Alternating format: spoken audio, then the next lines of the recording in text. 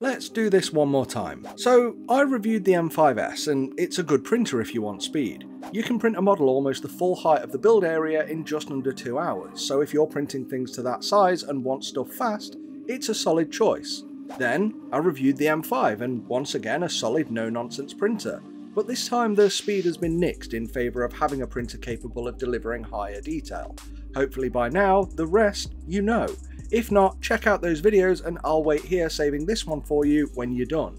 Because something everyone wanted to know is whether the M5s is capable of M5 quality and if the M5 is capable of the M5s's speed. Well, I'm here to reveal that today. My name's Ross and this is Fohammer Videos. So both of these printers have the same screen. In fact, based on the spec alone, it seems that all the current 10-inch 12K printers have the same screen. And none of them are really 12K and none of them are really 10.1 inch. The resolution is 11520 by 5120. For anyone who wants to do some screen math, this is a 16:9 screen, and you may notice that the pixel resolution isn't correct for this aspect ratio. This is because the pixels are actually rectangular. It's nothing to worry about. At this scale, having rectangular pixels will be imperceivable, especially when there's only 5 microns between them. A human hair is 70 microns. This is just one of the inherent properties of how these screens are made, but whilst the original marketing advertised 19 micron pixels, the truth is this is only on the x-axis. On the y, they're 24 microns. And since you can only measure the quality of any product by its weakest value, I'm going to be calling all of these current 10-inch 12K printers 24 micron printers, just to save confusion. After all, you've been able to get 10 micron layer accuracy on the z-axis for years, but no one's going around saying they have 10 micron printers.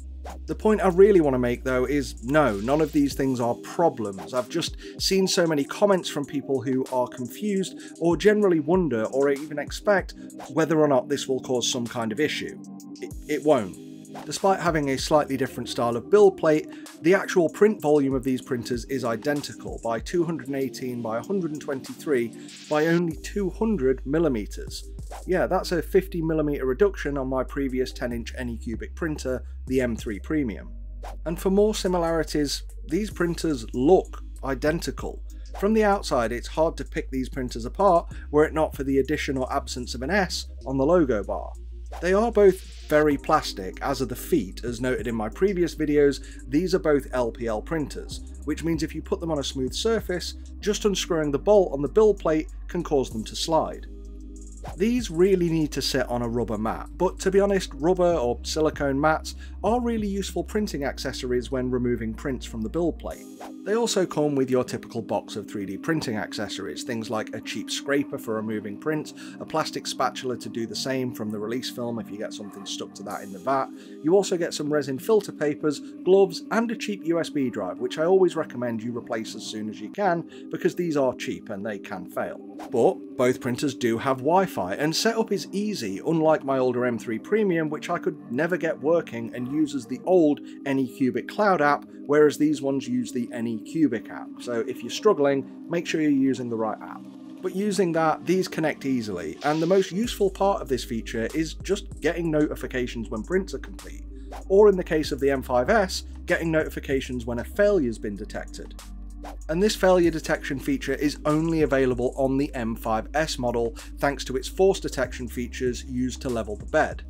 And I say level the bed, but there's no leveling to do.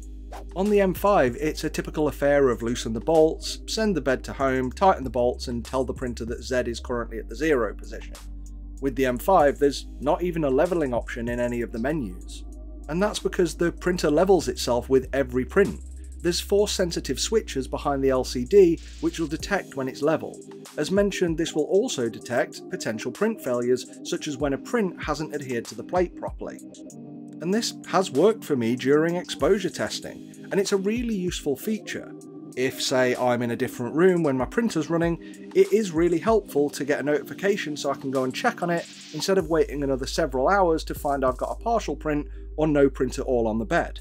Also, I just want to put a reminder out there, if you are looking to buy either of these printers, it is a massive help to us if you click the links in our video description before you do. This informs the manufacturers that our video led to a sale and they'll pay us a commission for your order, and it's at no cost to you. It also tells them how valuable we are for them and ensures we keep getting printers to make more videos for you in the future. What I did find the most odd difference about these is that each printer has an entirely different UI. Both are quite attractive and certainly a step up from most other brands, but the M5s is just that little bit sexier, with a quick access bar down the left hand side. One tiny thing I need to give both printers credit for is that the Move Z function now lets us move the bed in increments of 50mm as opposed to the quite limited 10mm. And both will also warn us when it expects to go beyond the available height, rather than just getting there, making a grinding noise and wearing out the motor and unleveling the bed. But what I'm sure you're here for most is, when it comes to printing, what's it like and what is the quality like from both of these printers? Well, it's easy. The M5s is very much aimed at those who want speed, whereas the M5 is more of your traditional printer focusing on more quality. Now, I showed in my initial M5s video it was difficult to render sharp details on that printer.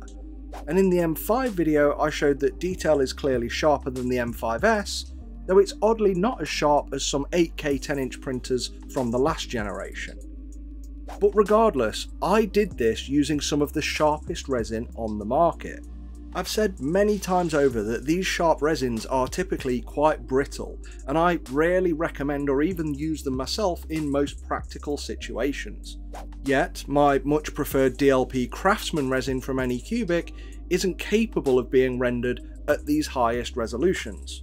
So you really need to consider what resins you intend to use when making a printer purchase, sharp and brittle or soft and flexible. Because only the sharpest of resins are going to see any benefit from these 12K printers. It's why I've tried to say in as many videos as possible that with any printer with pixels smaller than 35 microns, it gives us little to no benefit in realistic terms.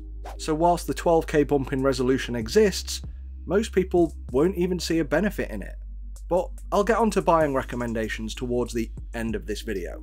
For now, let's see what these printers can do when given each other's job. So I swapped the vats in these printers because the M5s, unlike the M5, comes with the frosted ACF film rather than the M5's more traditional clear release film. ACF is made to be easier for releasing resin, but as Anycubic have admitted directly to me, it does reduce the detail just slightly. But it's tiny, and as I've tried my hardest to stress, at a minimal amount. Only with the sharpest resin will this even matter, and when it does, it will be to a small, very small degree. If you're printing large objects on either printer, assuming you're choosing the standard 50 micron layers and you're anti-aliasing to avoid voxel and layer lines, you won't see much of a difference anyway. But still, I know that a lot of people would prefer to have the ability to print sharp and not use it, rather than need it and not have it. So let's first see what the M5 can do with the ACF film and the ultra thin Anycubic fast resin. Well, the speed difference became obvious to me in the slicer alone. Despite me moving the identical settings from the M5s with this resin to the M5, after slicing, the M5 slice estimated the printing time at 15 minutes slower than the M5s slice. Yet when I actually loaded this into the M5 printer, the print actually took more than double the slicer's estimate. So it looks like there's some inherent system setting in the slicer slowing these prints down, but beyond that it seems the printer itself, or at least its motor, is limited further, which probably accounts for the price difference. Yet, despite having the same settings, the resulting print quality with the same resin too is clearly better from the M5 print with the M5s's release film in it. And this is simply because it was slower. And just like I've said about a lot of FDM printers I've reviewed recently, speed is great, but physics is a thing too.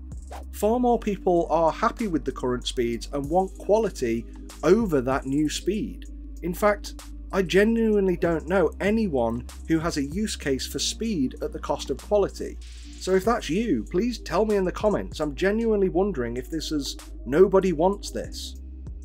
But anyway, The bit everybody wants to know is, if they've ordered an M5s, can they get the better quality prints from it if they slow it down and use a traditional release film? Well, I'm happy to report that, as I inferred from my initial M5s video, yes, you can. In fact, when using a clear release film, in this case the one from the M5 VAT, the print results are directly on par with the M5.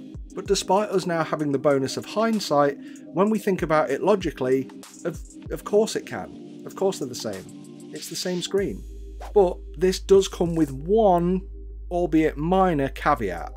And I'm not sure if this is due to the auto leveling on the M5s, which still appears to work with the NFEP, as does the failure detection, which is what alerted me to this difference.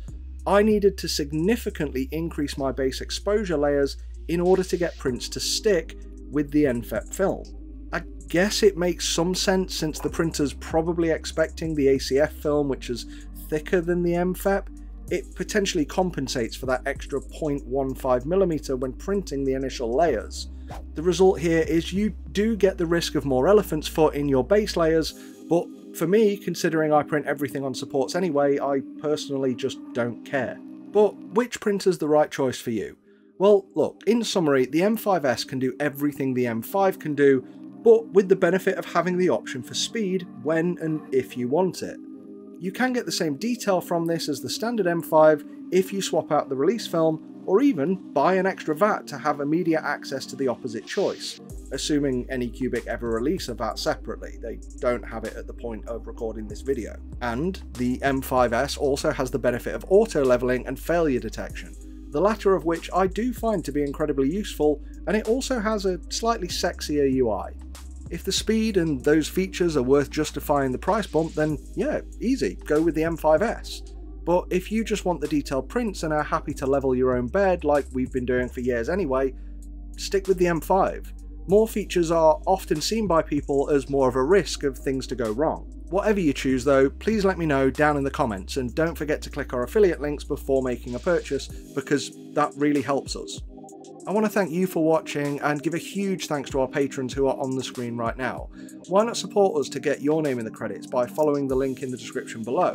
And don't forget, you can always give us a tip in the form of a super thanks comment. Make sure you subscribe to see more on the upcoming 12K printers. I'll be directly comparing them all and even more beyond that. The next video I've got coming is the Elegoo Saturn III. So until next time, be excellent to each other. Fohammer out.